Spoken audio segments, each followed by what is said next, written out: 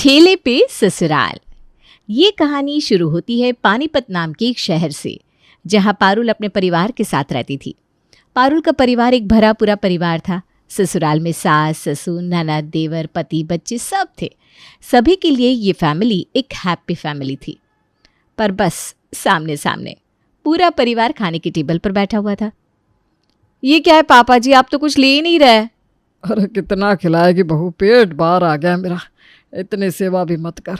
इतने भारी खाने की जरूरत तो मेरे पोते पोतियों को है। मुझे भी है पापा, मैं कौन सा बड़ा हो गया। अभी आपका करण भी बच्चों में ही आता है। हाँ हाँ, तू तो हमेशा बच्चों में ही आ। 26 की उम्र हो गई है तेरी और तेरा बचपना नहीं खत्म हो रहा। तेरी मौसी से बात हुई है मेरी, उनकी नज़र में एक रिश्ता है। तू अहमदाबाद चल, नहीं तो मैं उन्हें यहाँ बुला लूँगी। इतनी जल्दबाजी करने की क्या ज़रूरत है मम्मी जी, अभी उम्र ही क्या हुई है भैया की। अगर कोई टेढ़ी लड़की आ गई ना तो बेकार में हमारे घर की शांति भंग हो जाएगी। आजकल की लड़कियों के ड्रामे भी बहुत है। जब वो देखेगी कि हमारा ठेला है तो पहले ही मना कर देगी। तो तुम्हें भी तो पता था ना हमारा ठेला है, फिर भी आई ना तुम। आज से 5 साल पहले शादी हुई थी मेरी।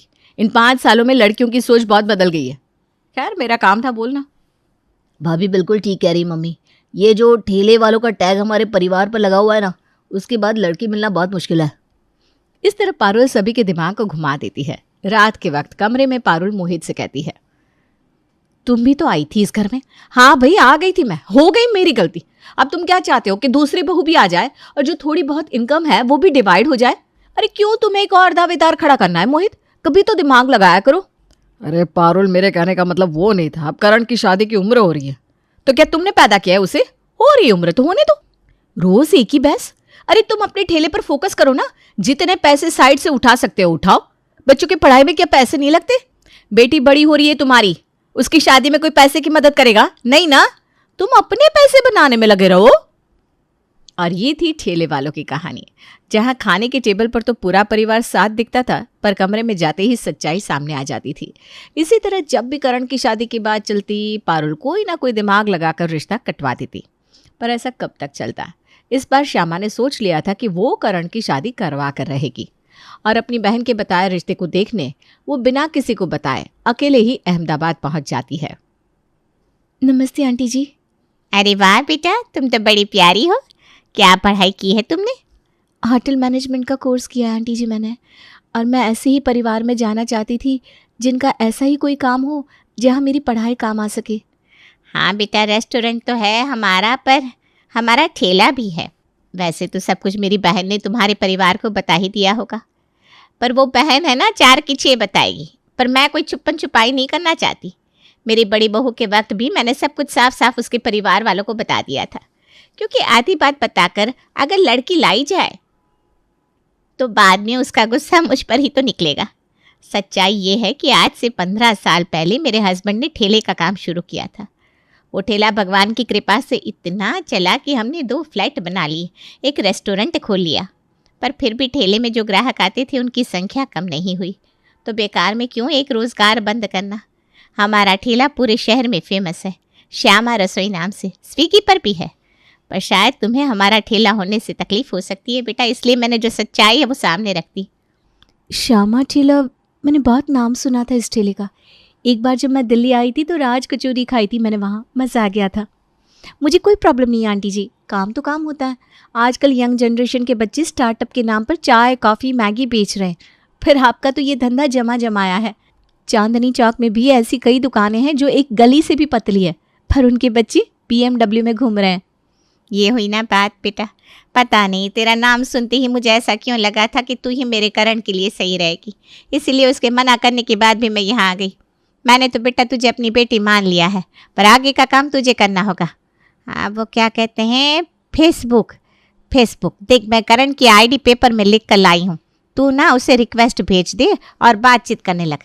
उसे क्या पसंद है क्या नहीं पसंद ये मैं तुझे बताती रहूँगी, और तू भी अपनी पसंद उसकी पसंद से मिलती जुलती बता देना। धीरे धीरे जब उसका मन तुझ पर आने लगेगा तो वो खुद सामने से तेरा रिश्ता मेरे पास लेकर आएगा। दोनों हाथ जोड़कर भी अगर मैं आपका शुक्रिया अदा करूँ ना पारुल बहन, तो कसम से कम होगा। पहली बार देख रहा हूँ कोई सास अपनी बहू के पीछे इतनी मेहनत कर रही है। इसकी माँ मरते मरते कह गई थी कि बहुत अच्छे ससुराल जाएगी मेरी बेटी, लगता है आज उनका कहा सच हो रहा है। यहाँ श्यामा वापस दिल्ली के लिए निकलती है और वहाँ करण को प्रिया का फ्रेंड रिक्वेस्ट आता है। प्रिया, ये कौन लड़की है भाई? इसे तो मैं जानता भी नहीं। होटल मैनेजमेंट किया है? हाँ। करण प्रिया की प्रोफाइल खोलता है, जहाँ प्रिया को होटल के किचन में शेफ की तरह काम करता देख उसे अपने और उसके काम में सिमिलैरिटी लगती है, जिस कारण वो रिक्वेस्ट एक्सेप्ट कर लेता है। अब दोनों में बातें होने लगती है। अच्छा, आपने दिल्ली के रेस्टोरेंट में भी काम किया है? अरे भाई, ये तो बहुत अच्छी बात है, हमारा भी रेस्टोरेंट है। ज़रूर, कभी मौका मिलेगा तो आपके रेस्टोरेंट के लिए भी खाना बनाना चाहूँगी मैं। वो करण जो कभी लड़कियों से भागता था, आजकल बस फ़ोन पर ही लगा रहता। एक रात खाने की टेबल पर, अरे भैया हो गया, फ़ोन छोड़ भी दीजिए। मैं कुछ दिनों से देख रही हूँ, आप फ़ोन को देखते हैं, मुस्कुराते हैं, कहीं कोई लड़की वड़की का चक्कर तो नहीं है? एक बात कह देती हूँ, बुरे फंसेंगे आप। काम की उम्र में लड़कियों पर फोकस नहीं करना चाहिए। तो क्या दिक्कत है बहू? होगी कोई इसके क्लास में पढ़ने वाली बेटा? क्या बेटा, कोई हो तो बता दे। अरे काम की बात कर रहा हूँ मम्मी, अब पैसे आएंगे तो खुशी झलकेगी ना। मुझे एक एंगेजमेंट पार्टी का ऑर्डर मिल रहा है, उन्हीं से बात कर रहा हूँ, और कुछ नहीं है। ये कहकर करण अपनी खाने की प्लेट लेकर कमरे में चला जाता है।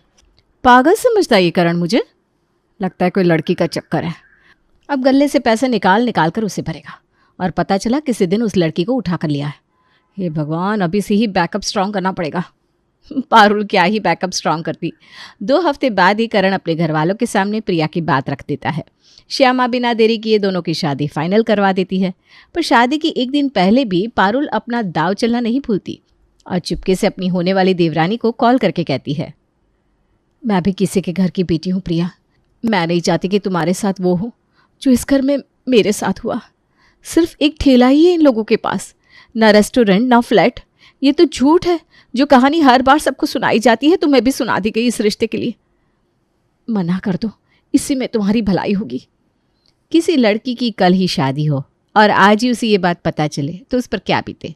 प्रिया तो वहीं की वहीं बैठी रह जाती है। उसे इस हालत में देखकर मनमोहन उससे पूछता है और प्रिया उसे सब बता देती है। कदम इतना आगे बढ़ाकर पीछे नहीं लेते बेटा। और क्या गारंटी है कि तेरी जिठानी जो कह रही है सच्ची कह रही हो?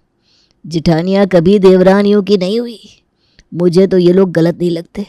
अगर ये लोग इतने गरीब होते तो शादी का पूरा खर्चा तेरी सास कैसे अफोर्ड करती? तू ही सोच। मेरे पास तो जो था बेटा मैंने तेरी पढ़ाई में लगा दिया। अगर तेरी किस्मत में अच्छा लड़का होगा तो करण ही अच्छा निकल जाएगा, वरना बेटियों का भाग्य परमात्मा के ही हाथ में होता है। अपने भाग्य पर विश्वास करके ये शादी तो कर रही हूँ मैं पापा, पर अगर बाद में गलती पारुल भाभी की निकली तो उनका कच्चा चिट्ठा सभी के सामने लाकर रहूंगी मैं। बहू बनकर प्रिया अपने ससुराल आ जाती है। सवेरे सवेरे तैयार होकर प्रोफेशनल शेफ यानी कि प्रिया अपनी फेवरेट जगह किचन पहुंच जाती है। ये तो खुद ही रसोई में आ गई, अब तमाशा किस नाम पर करूंगी मैं? अरे प्रिया, क्या ज़रूरत थी आज ही रसोई में आने की? हैं, मेहंदी उतरी है क्या तुम्हारी? जाओ आराम करो, मैं हूं ना, सब देख लूंगी। कोई बात नहीं भाभी, मैं कोई हाथ रगड़ रगड़ कर साबुन से नहीं धोने वाली। मेहंदी नहीं उतरेगी, फिक्र मत कीजिए। और वैसे भी मेहंदी से ज़रूरी घर का माहौल है, और घर के नियम के अनुसार नई बहू भी रसोई तो बनाएगी ही ना। अच्छा बाबा, इतनी इज्जत कर रही है तुम तो सभी के लिए सिर्फ चाय बना लो, और कुछ बनाने की ज़रूरत नहीं है। ठीक है भाभी, आप बाहर बैठिए, मैं अभी आती हूँ। मुस्कुराती हुई पारुल किचन से बाहर आ जाती है और जानबूझकर सभी के सामने कहती है, नहीं, बहू ने रसोई से बाहर भेज दिया मुझे। कहती आज सभी का नाश्ता मैं ही बनाऊंगी, तो मैंने भी छोड़ दिया। अब तो जो प्रिया बनाएगी वही सभी को खाना होगा, हैं? अब उसका मन भी छोटा नहीं कर सकते ना। प्रिया को चाय बनाने के लिए कहा है और घर वालों को कह दिया कि वो नाश्ता बना रही है। अब आएगा मज़ा, जब सभी को भूखे ही निकलना पड़ेगा तो गुस्सा किस पर निकलेगा? नहीं बहू पर। यहाँ तुम्हारा रहना मैं इतना मुश्किल कर दूंगी प्रिया कि घर से अलग होने की बात तुम खुद ही छेड़ दोगी। 15 मिनट तक सभी प्रिया का इंतजार करते रहते हैं। फिर प्रिया सभी के लिए लेकर आती है पोहा, सैंडविच और चाय। सभी को काम पर निकलना था, इसलिए जल्दबाजी में पोहा और सैंडविच बनाकर ले आए मम्मी जी। और आप तो किचन में आने वाली थी ना भाभी, आप तो आती ही रह गई। मुझे लगा आप शायद भूल गई हैं, इसलिए फिर मैंने ये नाश्ता बना लिया। हाँ, वो सब छोड़ो प्रिया, तुम बनाओ, मैं एक ही बात है। वाह बहू, क्या पोहे! ज़रा रेसिपी बताना, मैं हमारे कुक से कहकर इस पोहे को भी ऐड करवा दूंगा ब्रेकफास्ट में। सभी काम पर निकल जाते हैं सिवाय करण के, जो अपनी नई नई बीवी के साथ वक्त बिताने में बिजी था। आजकल हर रोज 10 बजे ही रेस्टोरेंट में पहुंच जाने वाला करण 1 बजे तक रेस्टोरेंट जाता, और आज करण और प्रिया के कमरे में जाकर पारुल कह ही देती है, दुनिया में पहली शादी थोड़ी ना हुई है देवर जी आपकी, जो हर पल अपनी बीवी के पल्लू में छिपे रहते हैं। बाहर मम्मी जी बुला रही हैं, आपको 3 बार आवाज दे चुकी है, पर आपको सुनाई दे तब ना। करण और प्रिया अपने कमरे से बाहर आते हैं। ये लीजिए मम्मी जी, आ गया आपका राजकुमार। वक्त पर दुकान जाया कीजिए देवर जी, बीवी तो आ चुकी है, घर पर ही रहेगी। अब प्रिया थोड़ी ना कहीं भाग जाएगी, पर ग्राहक जरूर कहीं चले जाएंगे। पहले आप 10 बजे दुकान निकल जाते थे, अब 1 बजे जाते हैं, 6 बजे तक वापस आ जाते हैं। ऐसे तो दुकान को बंद होते वक्त नहीं लगेगा। क्या बोल रही हैं भाभी? दुकान पर पापा जी और जेठ जी भी तो रहते हैं, और दुकान मिस ना हो इसीलिए तो हम हनीमून पर भी नहीं जा रहे। भगवान जानता है प्रिया, अरे मुझे क्या प्रॉब्लम होगी, देवर जी दिन पर घर पर रहे। तुम नहीं थी तो मैं ही उनका ख्याल रखती थी ना, वो तो मेरे बेटे समान है। पर मोहल्ले वाले पता है क्या कहने लगे, जब से करण की बीवी आई है उसने करण को अपना गुलाम बना लिया है, लड़का काम काज भी नहीं कर रहा। आज सुबह ही बगल वाली सुषमा आंटी मुझे रोक कर 10 बातें सुना कर गई। अब जब भी रेस्टोरेंट में जाऊं तो काउंटर पर कोई रहता ही नहीं है। और घर में एक नया रिश्ता जुड़ते ही आज तक जो परिवार आसपास वालों के लिए भी एक मिसाल था, वहां रोज चिल्लम चिल्ली होने लगी थी। ये 1000 रुपये लेकर आए हो तुम ठेले से, अपनी जेब में ही रख लो इसे। तो मैं क्या करूं, करण रेस्टोरेंट पर लेट से आ रहा है तो मैं 24 घंटे ठेले पर नहीं रह पाता। पापा ठेले पर रहता है, अब क्या उनके सामने गले से पैसे निकाल लूँ मैं?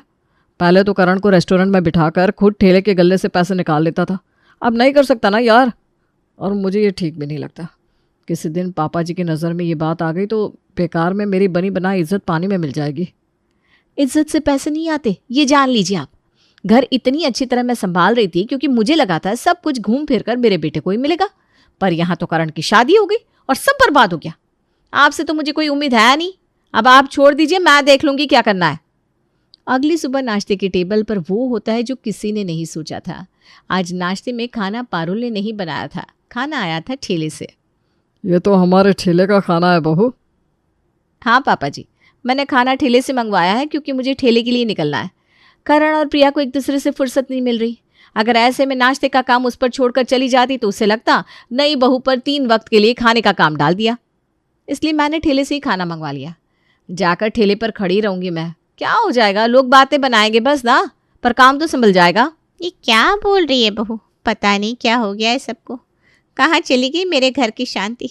जब देखो इस घर में ठेले को लेकर तू मैं होती रहती है। अरे भाई वहीं से पैसे आते हैं, वहीं से हमारा घर चलता है, ठेले के ऊपर रोना बंद कर दो तुम सब। मैं निकल रहा हूँ रेस्टोरेंट के लिए भाभी, आप फिक्र मत कीजिए, आपको ठेले पर जाने की कोई ज़रूरत नहीं है। तभी मोहित कहता है, अब तो रेस्टोरेंट पर जाने की ज़रूरत भी नहीं पड़ेगी करण, क्योंकि शेफ़ काम छोड़कर चला गया है। क्या? कुक काम छोड़कर चला गया? आपने ये बात मुझे पहले क्यों नहीं बताई मोहित? अब क्या होगा? पारुल अपने दिमाग के घोड़े दौड़ा लेती है और रात के वक्त ही बातों बातों में बंटवारे की बात छेड़ने की सोच लेती है। चिल्लाती हुई पारुल रेस्टोरेंट से वापस घर लौटती है। कहाँ गया कुक, पता चल गया है मुझे मम्मी जी। अचानक ही रेस्टोरेंट से कमाई पूरी तरह बंद हो गई है और कोई भी कस्टमर नहीं आ रहा क्योंकि वहां टोना टोटका करवाया गया है। प्रिया कितना गिरोगी तुम? हाँ, मैं अपने बच्चों के साथ इस घर में नहीं रह सकती मम्मी जी, मुझे डर लगता है इस लड़की से। आपसे जो बंद पड़ता है वो हिस्सा दे दीजिए, मैं चली जाऊंगी यहाँ से।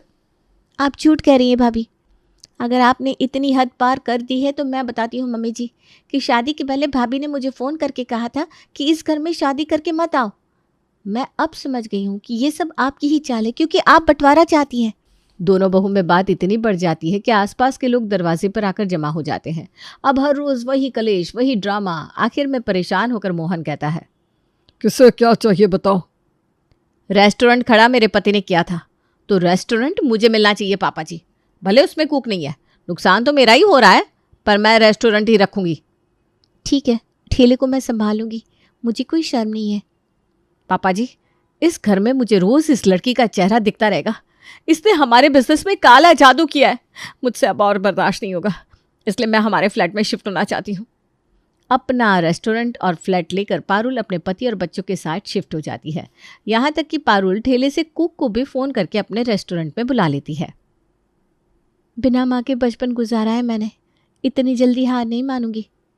खुद कुक बनकर शेफ प्रिया अपने ठेले पर पहुंच जाती है और खाना बनाना शुरू करती है। इतनी अच्छी चाउमीन तो आपके ठेले पर पहले कभी नहीं बनी भैया, कसम से मज़ा आ गया। आज लग रहा है श्यामा रसोई में नई जान आ गई है। आइए आइए, आज की नारी सब पर है भारी। श्यामा रसोई कर देगी आपकी भूख को साफ, क्योंकि रेट है हाफ। अपने घर को संभालती हुई प्रिया श्यामा रसोई का सारा काम ऐसे संभाल लेती है कि दिन दोगुनी और रात चौगुनी तरक्की करने लगती है। न्यूज़ चैनल वाले आकर प्रिया के न्यूज़ को कवर करने लगते हैं। मम्मी जी ये पेपर है, आपकी सिग्नेचर चाहिए। कैसी पेपर है बहू ये? एक रेस्टोरेंट खरीदा मैंने पापा जी और आपके नाम पर। मेरा तो जी भर आया बहू, पराए घर की लड़की को लाकर हमने ठेले पर खड़ा कर दिया और तू उन पैसों से हमारे लिए रेस्टोरेंट खरीद रही है। माफ़ कर देना बेटा मुझे। सास ससुर माँ बाप से कम नहीं होते पापा जी। मेरे पापा ने कहा था कि बेटी जिस जगह जाती है अपना भाग्य लेकर जाती है। ठेले पर खड़ा होना भी मेरा भाग्य था और अब रेस्टोरेंट में शेफ़ की तरह रहना भी मेरा भाग्य होगा। पारुल रेस्टोरेंट तो अपने नाम करवा लेती है पर उसे चला नहीं पाती और प्रिया ठेले से ही वापस एक नया रेस्टोरेंट खरीदकर अपने ससुराल वालों का मन जीत लेती है।